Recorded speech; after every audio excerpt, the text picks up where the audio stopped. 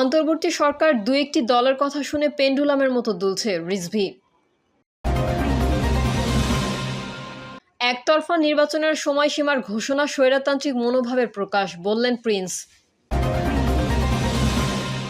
দেশের মানুষ আর রূপকথা চায় না, চায় প্রকৃত গণতন্ত্র, বলছেন জিল্লুর রহমান।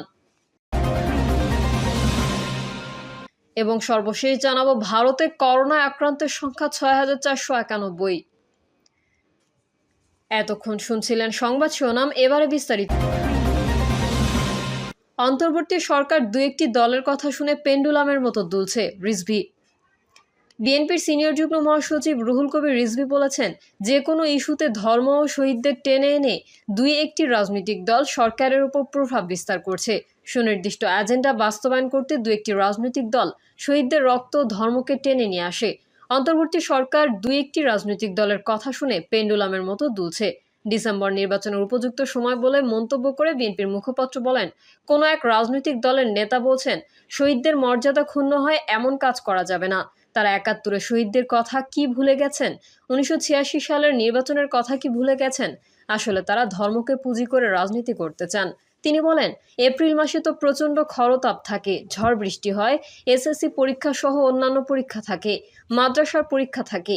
সে সময় কেবল রোজার ঈদ শেষ হবে। এপ্রিলে নির্বাচন হলে রমজানে প্রচারণা চালাতে হবে। রোজা রেখে প্রচারণা চালাবে কিভাবে? মানুষ রোজা রাখবে না নির্বাচনের প্রচারণা চালাবে? রুহুল কবির রিজভী বলেন, জনগণের আবেগ ধারণ করলে সরকার বিতর্কিত হবে না, তবে বিশেষ কোনো দলকে সুবিধা দিতে গেলে সরকারের প্রতি মানুষের আস্থা নষ্ট হবে। বিএনপির এই নেতা আরও বলেন, দেশে করোনার প্রাদুর্ভাব বাড়লেও উল্লেখযোগ্য কোনো পদক্ষেপ নিচ্ছে না অন্তর্বর্তী সরকার। কোরবানির পশুর চামড়ার ন্যায্য মূল্য থেকে চামড়া বিক্রেতারা বঞ্চিত হয়েছেন। সাধারণ মানুষ স্বাচ্ছন্দ্যে ঈদ করতে পেরেছে কিনা এমন প্রশ্ন রেখে রিজভী বলেন, চাঁদাবাজ দখলদারদের কেন ধরা হচ্ছে না? সব অন্যায়ের বিপক্ষে বিএনপির অবস্থান। একতরফা নির্বাচনের সময়সীমার ঘোষণা স্বৈরতান্ত্রিক মনোভাবের প্রকাশ, বললেন প্রিন্স।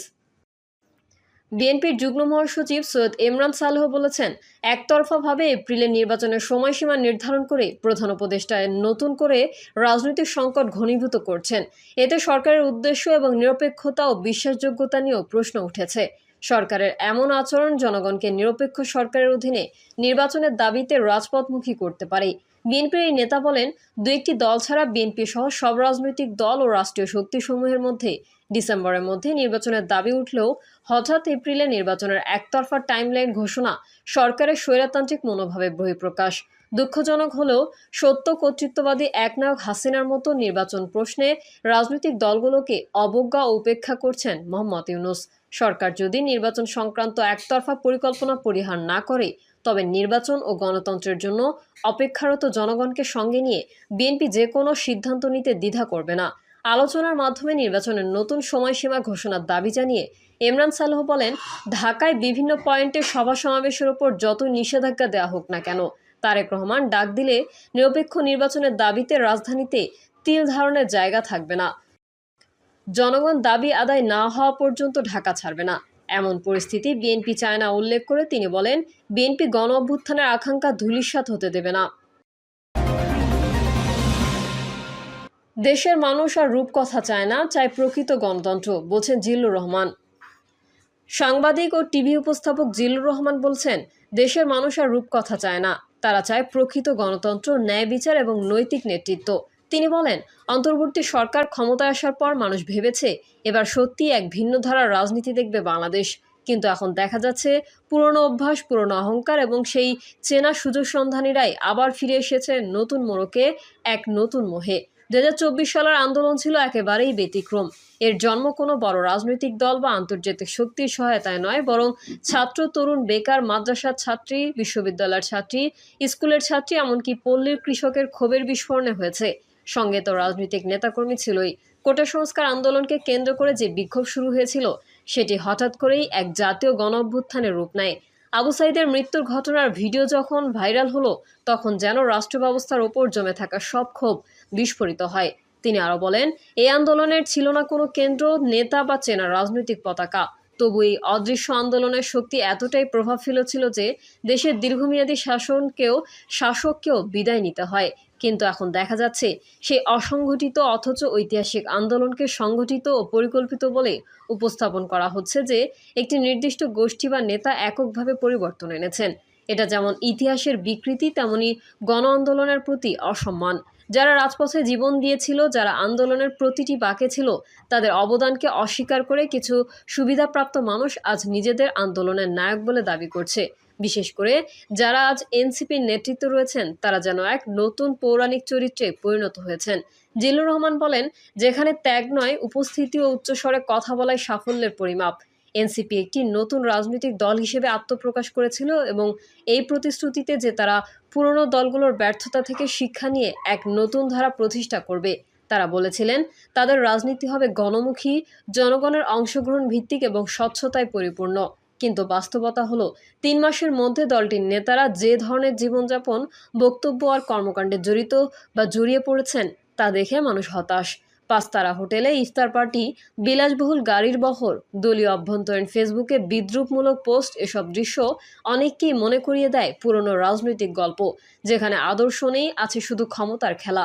এনসিপির প্রধান নেতা এখনও ঢাকাতেই সীমাবদ্ধ।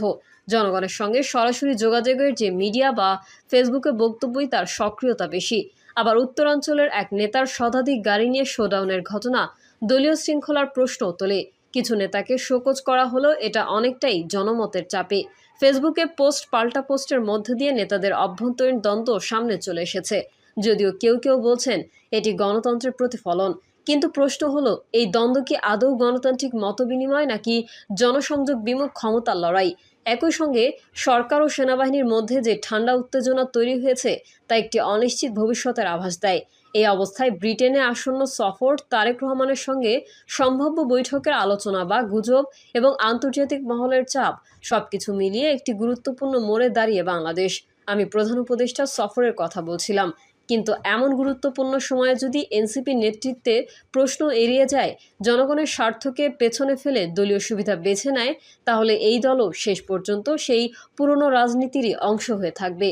নতুন বাংলাদেশের স্বপ্ন কেবল বক্তৃতা আর ব্যানারে রাখা যাবে না, সেটি বাস্তবায়নের জন্য দরকার সাহসী নেতৃত্ব ও স্বচ্ছ কর্মসূচি এবং সর্বোপরি জনগণের সঙ্গে অটুট সংযোগ। এনসিপির সামনে এখনও সময় আছে, কিন্তু এই সময় সীমিত। এখনই যদি তারা মাঠে না নেমে দেশের প্রতিটি কোণায় নিজেদের বার্তা না পৌঁছায়, তবে নির্বাচনের সময় তাদের অবস্থান জনবিচ্ছিন্নই থাকবে। বাংলাদেশের মানুষ আর রূপকথা চায় না, তারা চায় প্রকৃত গণতন্ত্র, ন্যায় বিচার এবং নৈতিক নেতৃত্ব। ভারতে করোনায় আক্রান্তের সংখ্যা ৬,৪৯১। ভারতে নতুন করে গত ২৪ ঘন্টায় আরও ৩৫৮ জন প্রাণঘাতী করোনা ভাইরাসে আক্রান্ত হয়েছেন। এতে করে দেশটিতে সক্রিয় আক্রান্তের সংখ্যা ৬,৪৯১ জন পৌঁছেছে। গতকাল সর্বোচ্চ ১৫৮ জন আক্রান্তের রেকর্ড করা হয়েছে গুজরাটে। অপরদিকে কর্ণাটকে ৫৭, পশ্চিমবঙ্গে ৫৪, দিল্লিতে ৪২ এবং তামিলনাড়ুতে ২৫ জন আক্রান্ত হয়েছেন। সোমবার ভারতের স্বাস্থ্য মন্ত্রণালয়ের তথ্য অনুযায়ী এখন সবচেয়ে বেশি সংক্রমণ দেখা যাচ্ছে কেরালায়। সেখানে বর্তমান সক্রিয় আক্রান্তের সংখ্যা ১,৯৫৭ জন। অপরদিকে গুজরাটে এই সংখ্যা ৯৮০ জন, পশ্চিমবঙ্গে ৭৪৭ জন, দিল্লিতে ৭২৮ জন, কর্ণাটকে ৪২৩ জন এবং মহারাষ্ট্রে ৬০১ জন। করোনার সংক্রমণ বাড়ায় ভারতে বিভিন্ন পদক্ষেপ নেওয়া হচ্ছে।